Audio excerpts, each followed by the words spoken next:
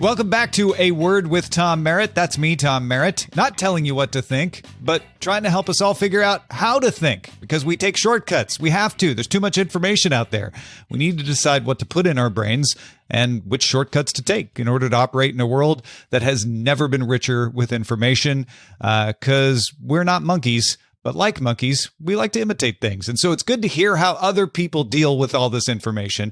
These are the kinds of conversations that I always enjoyed having with my grandpa Carl when we would page through the newspaper, with my grandma Roxy when she would tell me stories. And both of them really helped me learn how to think about life. So I got lots of different ways of looking at the world, lots of practice having great conversations. And it was all training me for this moment right now. Welcome into the front room, Brian Brushwood. Dude, not for nothing, but that might have been some of the best freestyle poetry I've ever listened to. It was amazing. Thanks, man. It's good to have you here. If you explain what you do these days to people, how do you explain it? It's harder and harder because once upon a time, it was a very simple phrase. What do? I tour the country doing magic. What kind of magic? Weird magic. I eat fire. I read minds. I do comedy. I escape from straitjackets. Hooray! I'm great. Me. And then more and more internet started to happen, and I started to get well known for increasingly not magic related things.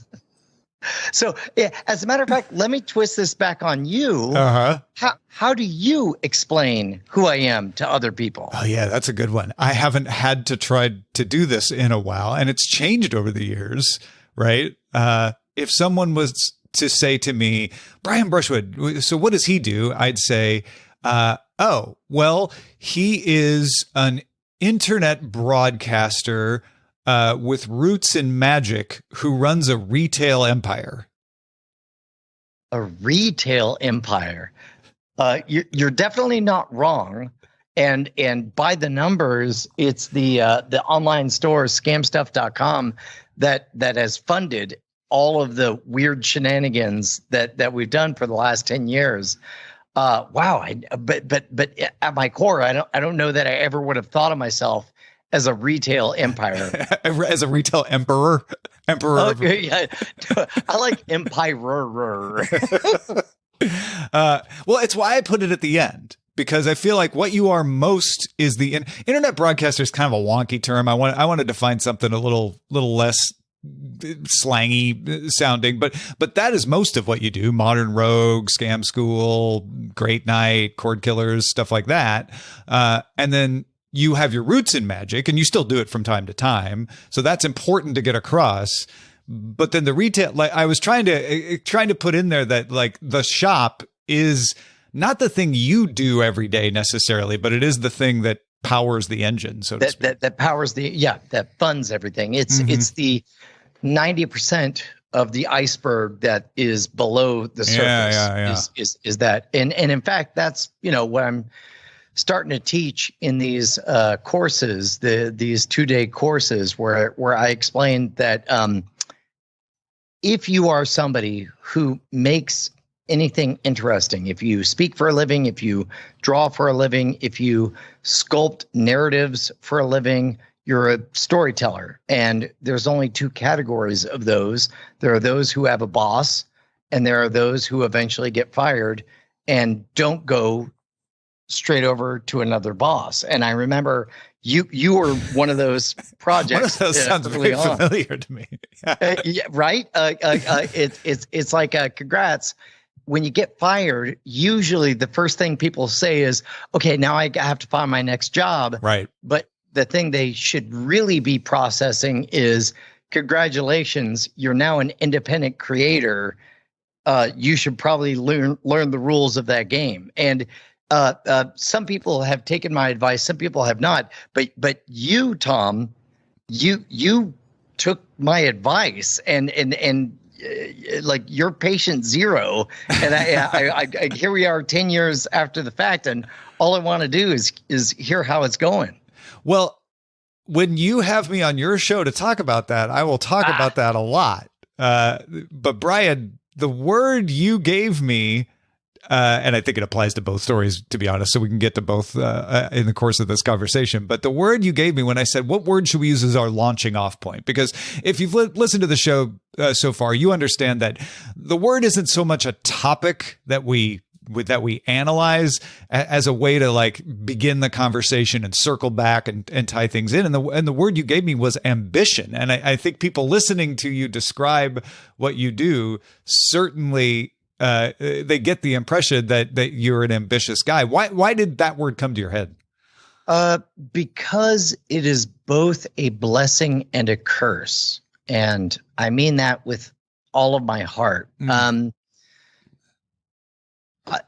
My dad was a middle-level manager at a petroleum company. We moved to 5-6 times in my childhood before I went to college, including overseas, living a year in Norway and so on. When I think of my dad, I think that is somebody who said yes because he understood that there was opportunity on the other side of yes, even if it was inconvenient, even if it meant uprooting your family and so on. And so as a result, as I learned about magic, I learned one of the beauties of magic is that there was no committee to me. There was no ladder to climb. You could just say, yes, I will perform for 800 of you at the Knights of Columbus meeting or at the JCs or a Fraternal Order of Police or whatever. I will work your benefit. And something about that spirit continued to live on as I went on to just say, yes, I will do college shows and perform all across the United States. And I knew that there was on that money bicycle a cozy landing. If you saved enough money, then with grace, you could just shrug your shoulders and say, kids, they don't book like they used to. Who knows? I don't understand. And then be done. But instead, I seized, because that nasty, dirty word ambition, I seized opportunities to do online content and then to expand upon that, to do TV shows and then to expand upon that. And now I sit with 2 YouTube channels, each over 1 million subscribers, a mailing list that, as you rightly pointed out, funds the whole operation because we sell stuff, and the opportunity to grow and create new outrageous content. For example, World's Greatest Con, our newest, way late into the podcast game, we have gotten a foothold that has garnered interest. Do you ever feel like you'll get to a point where you say no or even maybe rather than yes? Because what you were describing about saying yes is something I've heard from a lot of people, which is especially at the beginning of something, whether it's the beginning of your career or just the beginning of a new enterprise, say yes to everything you can, unless it's a really bad idea, because you don't want to turn down opportunities. And it sounds like you got to the point where you could have said, great, like you say, the soft, graceful landing, but you just looked for more things to say yes to. Yeah. And I don't know where that comes from. This is the curse part of ambition, is by all rights, mathematically speaking, I have now accrued enough real estate in Austin, set aside enough money for retirement, bought enough Tesla stock that hypothetically I should be retiring. Yeah. And my number one problem is making payroll week after week. And I'm serious when I say that's a problem. Like payroll comes in, sure, and I'm like, oh my God, what are we going to do? I don't know how we're going to pull this off this week. And in the back of my head, I'm aware that I don't have to pull it off. I could just say that you could just wind down the business and be like, you know how you solve the payroll, not having a payroll. Exactly. We definitely don't have an income problem. We just have a Brian's refusal to let anyone go problem. and so I don't know. In that regard, I kind of come to you seeking counsel. What do you think it is about the two sides of that coin? Because the promise, the opportunity to get ahead is very seductive, very powerful. That's some good steroids to put yourself on. But then it's like, is there ever a moment where it's important to turn it off? Yeah. I think this is a really interesting way in which we are different, but have a crossing Venn diagram in how we approach things. So I tend to approach things in, I want to do things I'm interested in doing. And the freedom of working your own enterprise allows you the freedom to do that, to not have to go to a boss, to not have to sit down with a lawyer from CBS and say, gosh, I'd really like to have ads on Sword and Laser. Can I do that, please? Well, sure. We'll just need 2 months to process this one piece of paper. That is what happened at CNET. And it was one of the first things that got me thinking, gosh, I don't like having to do that. But I don't goal set the way you do. So I sort of look at what's in front of me and say, that looks fun. That looks fun. I think those are worth doing. That looks fun, but it's probably not going to be profitable. So maybe I'll give less time to that. And I go forward and then see what's possible. Whereas I get the impression that you say, that looks fun. Let me set a goal for making that X. And then you charge forward on it. Well, and even weirder, I've set goals that I have totally forgotten about for decades, multiple decades. I recently came across a goal setting exercise that I had done 20 years ago. And on that list was something that I'm actively working on today. It was have a gorgeous, beautiful, natural pool that's perfect for swimming. Something that is uniquely Austin, that is spring fed. That was your goal 20 years ago. You had written that. That's amazing. And I had totally forgotten about it.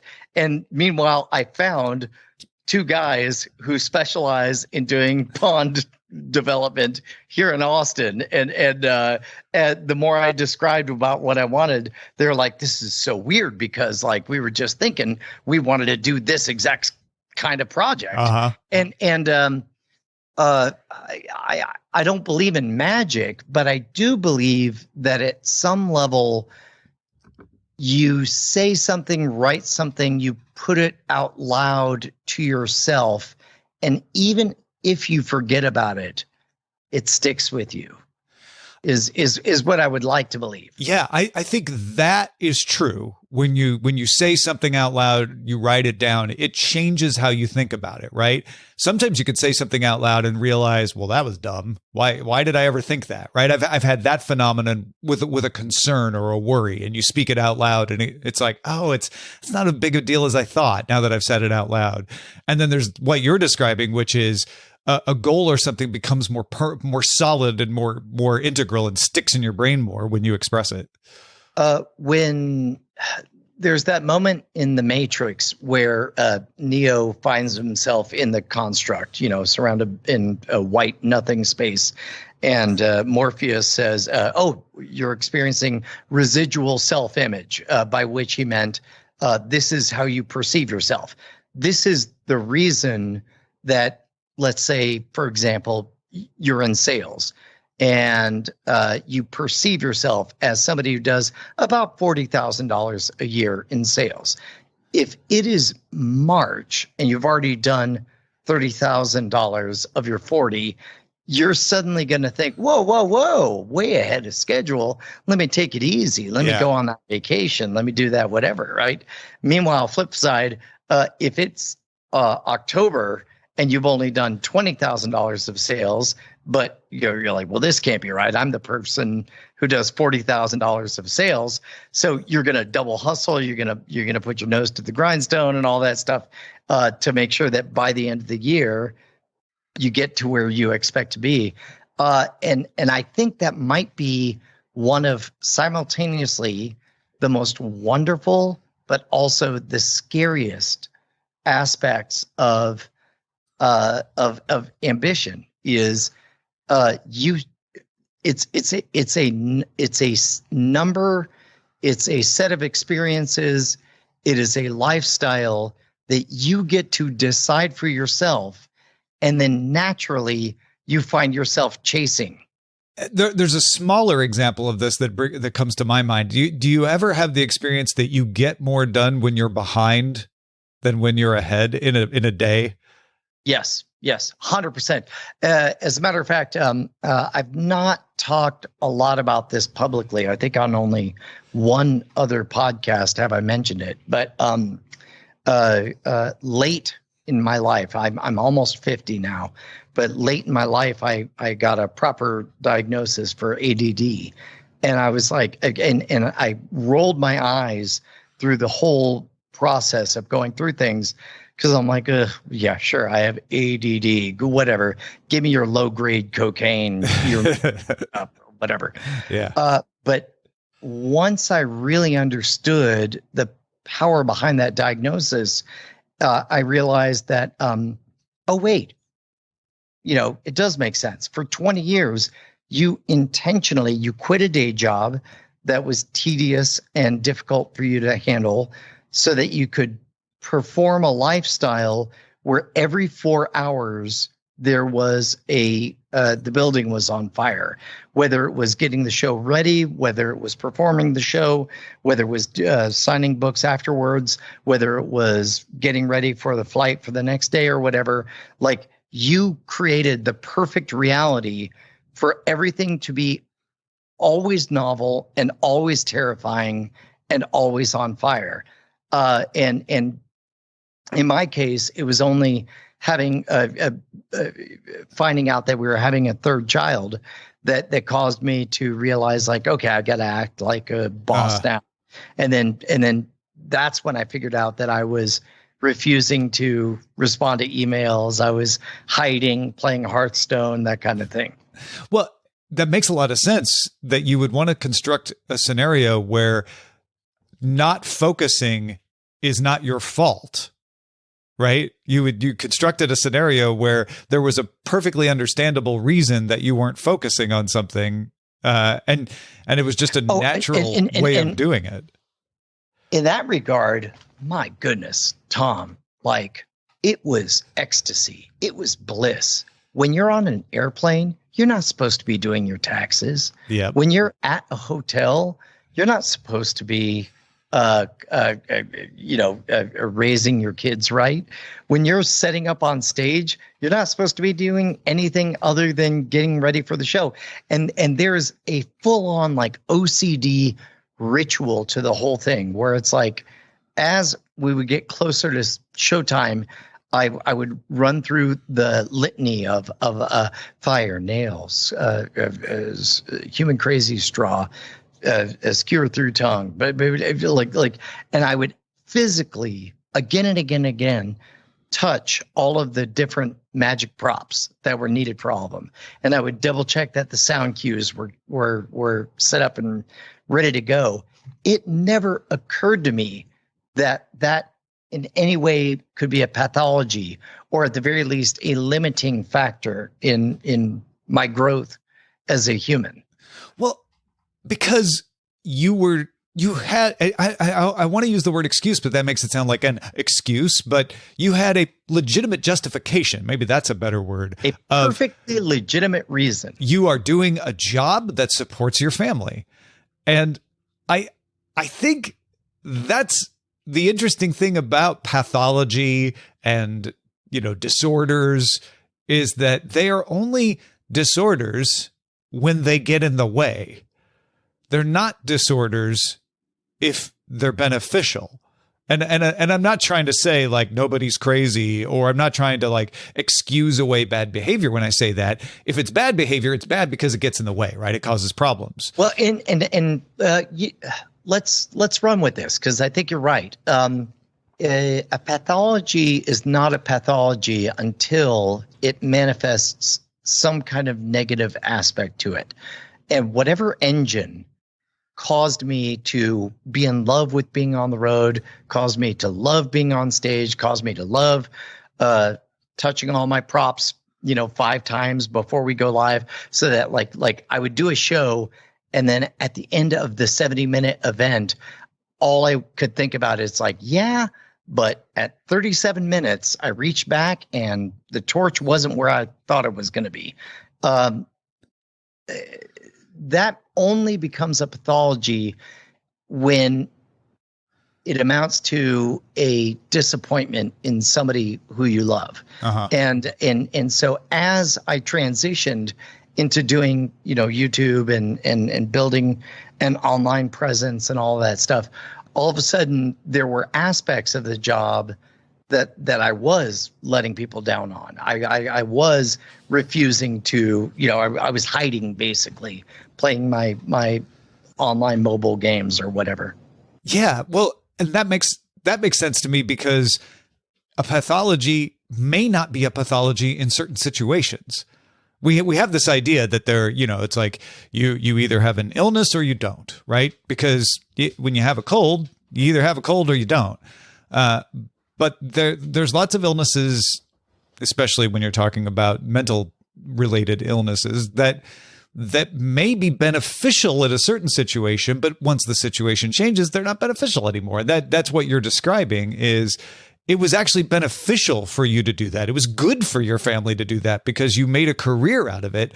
However, conditions changed to the point where it wasn't as beneficial anymore. And I think the public or people in general often tend to be judgmental of like, well, he should have known or something like that. But the fact of the matter is, I don't know that you should have changed anything about what you did. Do you regret any of that? Or do you feel like, no, it was just, I got to a point where I needed to adapt and deal with it?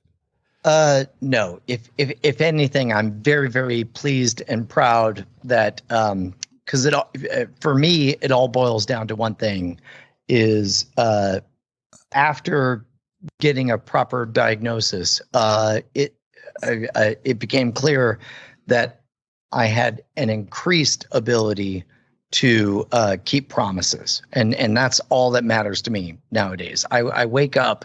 The first thing I think of every morning is, hey, what promises can I keep? Longtime listeners probably know that a couple of years ago, I lost my brother, had a couple of like real eye-opening epiphanies, among them being that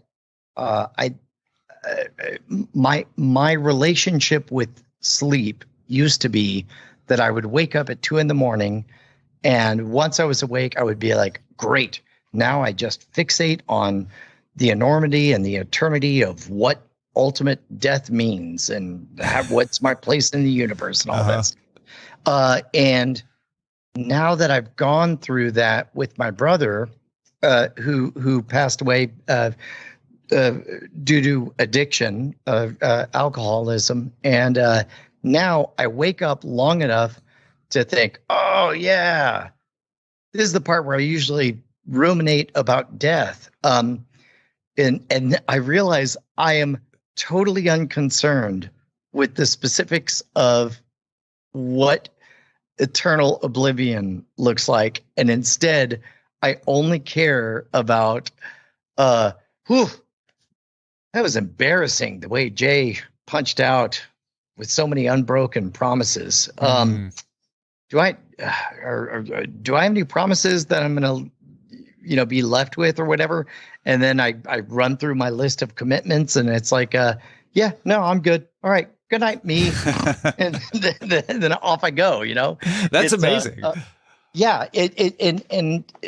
Look, there's nothing great. I realized recently that that it'll be 18 more years. Think about this. It'll be 18 more years before finally I've spent as much time with my wife as I did with my brother.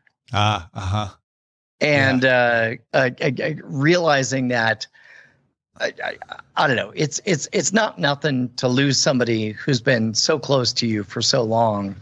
But if there's a gift in there, the gift may be figuring out for myself like what truly is important, and what truly is not important is the duration of my life or how much I get done during that time. What is truly important is the number of kept promises. Is it fair to say that, and you tell me whether this was something you were already coming to before or after your brother died, is it fair to say that the true test for you was realizing things had changed and that you needed to adapt versus, you know, somebody maybe just saying, nope, I'm just going to keep doing what I did before, even if it's harmful? I'm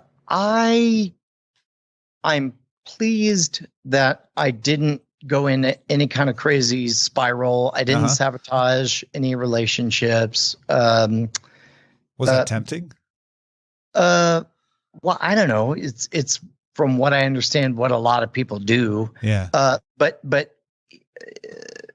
I definitely did. And this is me holding myself to account. I checked out for like a year and a half, and everybody in my life, including you, Tom. I mean, it's like, I think everybody knew, like, oh, Brian's not really here now. He'll come back, and it did. It took just over a year. Weirdly, it was the night, like, boy, we're getting real deep and personal. It was I didn't get a haircut for a year and change because there was always a part of my head that I could touch, and I'm like, oh, that's when Jay was alive. That's when this is pre-COVID. This is whatever. And then finally, of all things, it was a haircut that allowed me to represent to myself that's the end of my mourning period, and now I'm ready to get back to work. It's the importance of symbolism. It's not like there was anything magic in your hair, but it's the importance of meaning there. It sounds like. Yeah. And I wish it was more interesting than it sounds. I think it sounds pretty damn interesting from the outside, to be honest. Well, it was kind of funny because even when I did decide to cut my hair, I couldn't handle doing it all at once, so I went in stages. So it's like, I remember, yeah. So I cut it into a ridiculous mullet, and you know, ha ha ha! Look at this crazy mullet. But also there was a little bit of cowardice in there, in that it was me, you know, dipping a toe into the water, saying like, oh, no, I mean, I'm sure I'll cut all of this, but for right now, it's nice to still feel this part, you know. The stages of grief involve mullet in your case. Yeah. It did for me, man. That's not even a joke. Yeah, no, I know. Although it was played for a joke at the time. That's something all people do. Well, I shouldn't say all. I'm sure there's people who don't, but I think a lot of people do, which is hide behind humor as a way to get through something. And I don't think there's anything wrong with that. Do you? No, until actually, let me reframe that. Yes, if you make the mistake of figuring out that that pain is a profitable way to manufacture interest. There are some people who go through terrible things, and whether it's on TikTok, YouTube, Twitter, you name it. They crack the code of like, oh, me being in misery is what makes the money come in. So guess what? They make sure that they're always in misery. You know, that's a good point. You don't want to stay behind the humor. You just, if you're using it as a heat shield, you know, to gain reentry, fine, but you don't want to live there. Right. Well, and what I really worry about is my 14-year-old is very much of the TikTok generation, and she is watching people manufacture some percentage of these tragedies and difficulties are definitely true, but some percentage are not. Or they're exaggerated sometimes. See, there's a whole spectrum out there. Yeah. But there's definitely a monetized click behind every single one of them, and that is one of the aspects that I worry about just for society writ large. That is that overriding question that I constantly have of, is this really a problem? Or is it another example of, oh crap, we created something new and it's going to be uncomfortable while we learn the parameters around it? Right. And this is why one of my favorite podcasts, formerly called the Pessimist Archives, now called Build for Tomorrow. I just love example after example of the novel, the hysteria that's ruining America, the bicycle, the hysteria that's ruining America. Yeah, no, the novel one is one of my favorites because we have campaigns from, I'll be honest, some very self-righteous people, along with some very well-intentioned people, to get people to read. Everybody needs to read. Reading is fun. Let's get kids to read. And then you go back and they're like, what are we trying to get kids to read? We don't care. Mostly novels, right? Like, that's fine. We don't mind if they're reading novels, maybe not graphic novels. We're getting a little more comfortable with those, but yeah, fiction is great. But like you're saying, that the hysteria around novels when they were new, and it's like, people escaping into these worlds of fancy. They'll never be able to deal with reality anymore if everyone reads novels. If you don't realize this is true, go check out the podcast that Brian is talking about, or just do a Google search or a DuckDuckGo search. You'll find plenty of examples of that out there. It's doubly weird. Like now that I've got young ones that are far enough from my timeline that I don't understand why they love what they love. Oh yeah. But like MIT has a whole coding platform called Scratch that my daughter Calliope, she's like, Dad, look at this, and it's, I don't know, a spinning wheel, and I'm like, cool. And I'm like, and in my mind, I'm thinking, so what'd you do? You animated 24 frames, you drew wheel 24 times. And then it's like, no, silly. I use these coding blocks of Python script to take a fixed object and to rotate it so much at a time. There's a temptation to want to blame or worry about the next generation. But really what they're doing is they're preparing for all the things that you and I will not understand in 30 more years. Yeah.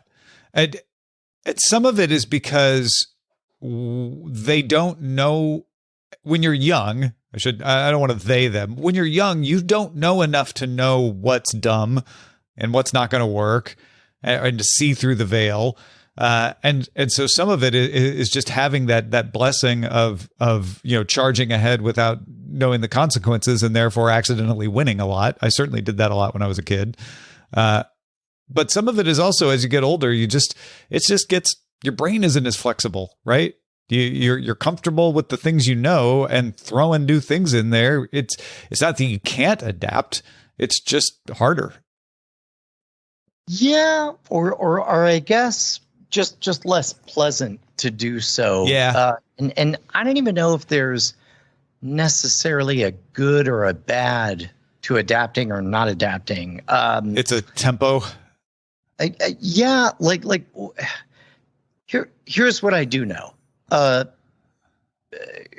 My children and their relationship with media annoys me insofar as they want things to move quicker, right? But that comes from a place of they're more literate than I am about like, yeah, we get it. You're in a crazy cyberspace opera. Would you get to the part where something happens?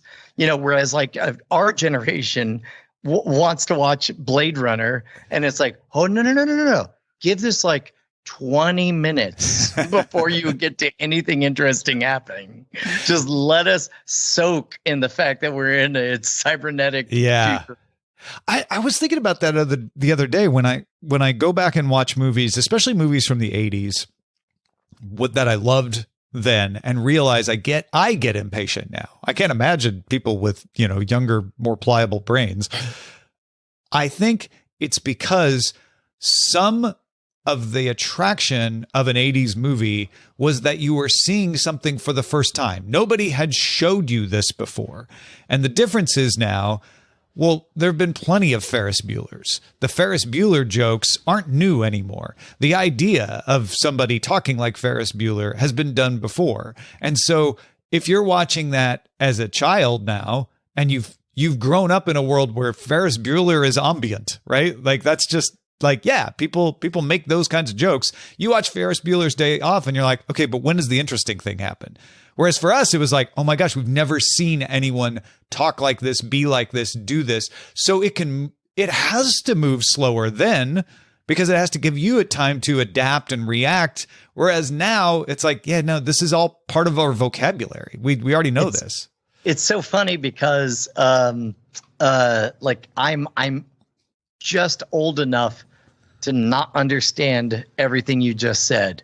Like I'm old enough to be like, what are you talking about? That was the fastest paced movie in the world. Right? It was incredible. Yeah. I mean, that dude skipped class for crying out loud. He was all over the map. Yeah. But a skipping class movie is not a novel thing anymore. Yeah, and I'm not saying Ferris Bueller is bad or that kids can't enjoy it, but it just plays differently. That's all. Well, it certainly doesn't play with the lyricism and the speed that we received it in at the time. I have an example that I know will work for you. Miami Vice. Yes. We have been intermittently rewatching Miami Vice on the show Cord Killers that Brian and I host together, or the Spoiler in Time spinoff of that. And I realized it might have been Miami Vice that started this chain of thought for me. I realized that Miami Vice seems super slow to us now. And we've talked on Spoiler in Time about, well, part of that is because you couldn't pause. There was no DVR. People got up and went to the bathroom during commercial breaks and all of that. And people weren't paying close attention like we do now. But also, I think it's because that was new. Seeing Miami in a world where people didn't travel as much was new. And so just the spectacle of the long shot of the beach seems really slow to us. Like, yeah, I've seen a beach, come on. Whereas back then it's like, oh, that's pretty. Oh, you don't usually see shots like that on TV because there wasn't as much TV. And for what it's worth, a lot of that cinematography holds up. Yep. Also, full disclosure, there are episodes that don't hold up. Yep. But man, what a great time traveling adventure we are having watching that show. Everything, partly because of seeing the way when you're forced into that 4x3 box of television, when you're forced into the primetime slot in Friday nights or whatever, when you're forced to, you've got, let's say Edward James Olmos, and so you better use them. So it's like, as a result, all these faces get wedged into shots in really, really unnatural, weird ways. That especially on a 50-inch TV where you're like, whoa, that's a lot of face. Right. And then people also have to repeat things a whole bunch because they know that somebody went to the bathroom at some point. Or someone was talking to them or whatever. And if you pay for the license for a song, you better play the whole song. So there's or if you cast Glenn Fry in a role and he made a song, then you're gonna milk every cent out of that. Yeah. But within those constrictions, it's a miracle. That show is great, and I've really enjoyed us going back and revisiting it. Yeah, I just think it's an example of the fact that what we bring to things changes over time. And so what you brought to Miami Vice when it was brand new and on the air in 1985 is going to be different than what you bring to it now. Because in 1985, what, you were 12, something like that? Yeah. Yep. And you're not 12 now. So there's a whole different package of experiences you bring to that. And that's true of every single thing, which is ties back to, the differences that somebody who is 12 is bringing to something they're looking at now that you're looking at with your almost 50 years of experience. Well, and there are specific moments like within Miami Vice where it's like now I remember seeing them as a kid and I'm like, they're on a beach. That's what this scene means. And now I look and I'm like, oh, a producer wanted to get paid, so he put as many boobs as he could in the shot. And so, again, that's part of that 4-quadrant storytelling where it appeals to young, old, male, female. You said earlier that you teach that there are two kinds of storytellers: the storytellers that get paid to do it, and the storytellers who do it for themselves.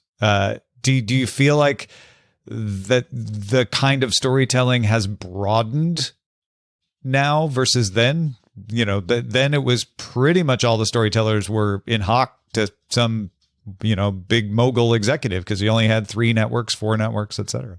Yes. And to give a short version of part of the class, in the beginning there was radio and it was good. And then one day radio got pictures in the form of CBS, NBC, and ABC. All radio. And only 3. Eventually Fox showed up. But whenever there's a new format, there's a land rush to figure out how to secure space, as I put it, to plant your seed where nobody will compete with your sunshine. And then we saw it again in the 1970s where cable got deregulated, and you would think that, okay, whoever was big in television is going to be big in cable.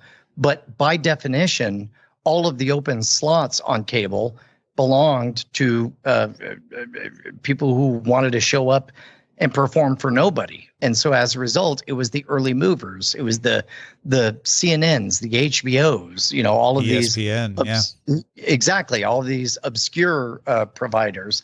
And then weirdly, when the old guard did move, they showed up too late. CNBC was originally intended to be cable NBC. And by the time they moved, it was too late. And so they had to go through the harsh reality of like, nope, you're going to have to literally find a niche that nobody else has occupied. So they became financial news network, basically. And same thing happened on the internet. When the internet happened, you would think that it would be all of the established powers that would dominate at first. And with the exception of NPR, I'll grant that NPR already had an engine that was very much built for podcasting, which is part of why they still dominate the charts on podcasting. But outside of that, it's all these early movers that have made magic happen. I think there are there are like three categories that sort of appear when I think about that. There's the category of the incumbent, like you say, which in radio translated directly. NBC, CBS, they were the dominant radio broadcasters and became the dominant TV broadcasters. But I think that was because it was almost a 1-to-1, right? It was basically the same system, except instead of broadcasting audio, they broadcasted, like you said, audio with pictures. Whereas cable was a more open platform. And so you had a lot more experimentation, a lot more flowering, and then consolidation, right? Disney came in and bought ESPN. You had NBC come in and buy Bravo. So it consolidated eventually. And you kind of see that happening in the internet as well, where the big companies are coming in and trying to buy up the successful stuff. But every time that happens, there's a chance that one of the early movers succeeds and you get an Amazon, you get a Netflix, or there's some new part that didn't translate and you get a Google, you get a Facebook. Well, there's that wonderful line in Game of Thrones when Littlefinger says that chaos is a ladder. And when I think of the early days of cable, that's what I think of in terms of MTV. Like if you told me, like, okay, there's going to be a new type of video entertainment that'll be available to anyone, and they're going to play commercials 24/7, and it's going to be the hottest thing on the planet. And it's like, well, who's getting paid? They're getting paid to play the commercials, or the commercials. Who pays who? The answer is everybody. It's like the idea that essentially what used to be promo films of air quotes videos would become the driving force of entertainment. They were the TikTok of our generation, basically. And the fact that still surprises me to this day makes me strongly suspect that there's no way I can know what's going to come next. Yeah. So how do you decide where your ambition lies to bring it full circle? Like when you don't know where that open niche is, do you just look at things that interest you and set your goals that direction? Do you strike a balance between it? What do you do? It's going to take a few years for me to get there, but here's some no BS talk. I wrote a magic show that was successful enough to get some awards, that was popular enough that it took me performing to every single state in the continental U.S. It was popular enough that I headlined for 3 years, for each year performing for over 100,000 people at Halloween Horror Nights. It was popular enough that it took me on national television in Indonesia and Istanbul, each time performing for as many people as watched the Super Bowl. And then I did it again, starting from scratch, building a YouTube a vertical with Scam School. And then I did it again. I did the TV shows on National Geographic, and then I did it again on with the Modern Rogue. And I may not be the best at tactics, but I can talk strategy all day long. I can talk long term, how to build an audience, how to get them so invested in you that eventually you can just post a video that says, "Hello, money, please," and it will show up, right? And I would like to teach that. And so my ambition, and this is something I think we've talked about privately, is I don't want to do anything. I don't want to start anything now that won't only get better the older I get. And I'm creeping up on 50 now. So I only just now am getting to the credible phase of being able to, with a straight face, say, no, pretty sure I've got it cracked on building a brand, developing a passionate audience, figuring out how to monetize in build a team, that kind of thing. Well, Brian, really sincerely appreciate you, talking about such personal things, sharing some of your experiences and wisdom, and taking the time to do that with us today. Would you like to play a silly game? Yes, I would. All right. This is called This and That. It's easy. I give you two things and you tell me which one you would want, this or that, and why. Okay. Ready? Ready. Dell or Gateway? Yeah, Dell. I worked at Dell. So there's loyalty there. See, I wasn't sure which way that would go. Well, also Gateway. Dell exists. I think somebody's trying to resurrect the Gateway brand, but yeah, the company's. But they won't be the Gateway. Yeah. No cow boxes. Fast or slow zombies? Oh, slow. That's the whole point. Is the metaphor of a zombie being something that is not very adept, adroit, or perceptive, something that's dumb and stupid, but just is coming at you with numbers, is inherently terrifying. It's got to be slow zombies. It's the analytics of zombies that makes them terrifying. It's the numbers. Yes. You know what it is? It's parallel versus serial computing. So it's like zombies are massively parallel. So if there's one flaw somewhere in your grid, they're because they're all poking at it. Yep. One of them's going to find it. Yeah. They're the pen testers of the horror universe. Scam or school? Oh.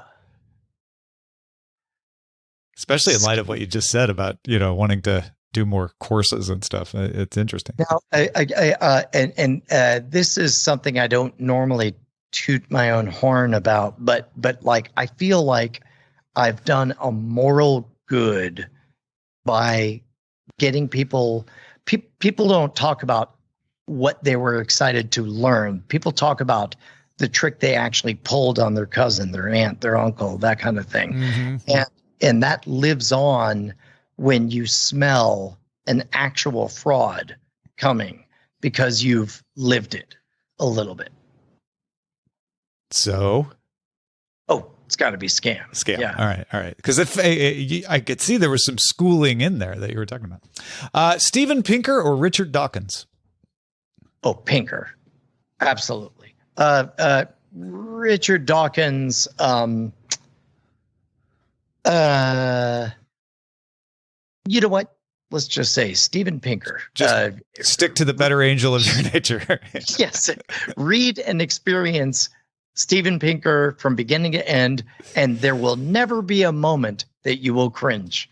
You will feel nothing but joy your whole ride long. Here's a harder one. Savory or dessert crepes? Savory. Because of the you just prefer a savory taste over a sweet taste, or? Yeah. Yes. All right. Yeah. This one goes out to all the 90s Austin folks. Electric Lounge or Hole in the Wall? Electric Lounge. You know that's where I got my start, right? Yeah. No, I and it was hard for me to find something that I even thought you'd have to think about. Hole in the Wall was the closest I could get. These are both venues from 90s Austin for folks who don't know. And Brian performed at one of them with us. Yeah. The other of which I got my start performing magic.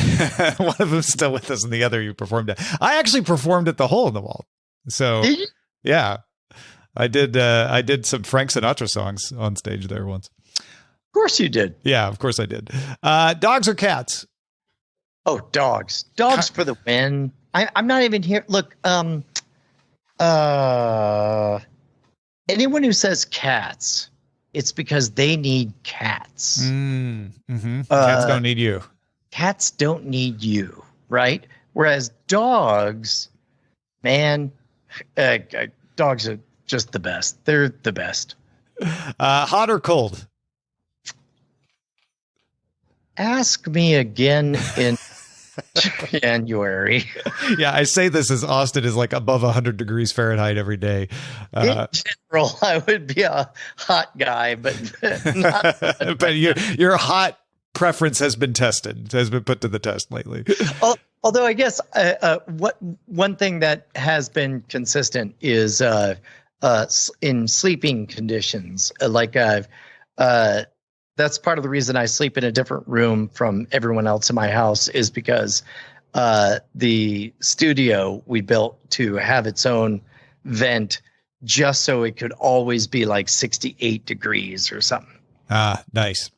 Well, that's it, Brian. Thank you so much for hanging out, man. It was a pleasure to talk to you, and really, sincerely, thanks for getting so deep with me. Yeah, I didn't intend.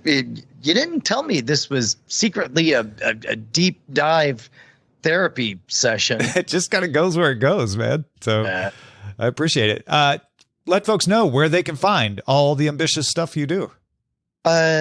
Right now, out of everything, I only want to promote World's Greatest Con because it's going to be a show that Justin and I are going to do for decades to come. It's quite good. Excellent. Go check it out. World's Greatest Con. Thanks to our producers, Jen Cutter and Anthony Lemos, and thank you for listening to this show and telling your friends about it. You can get an ad-free version of this show with Acast Plus. Click on Access Exclusive Content at awordpodcast.com. We'll have a word with you next time.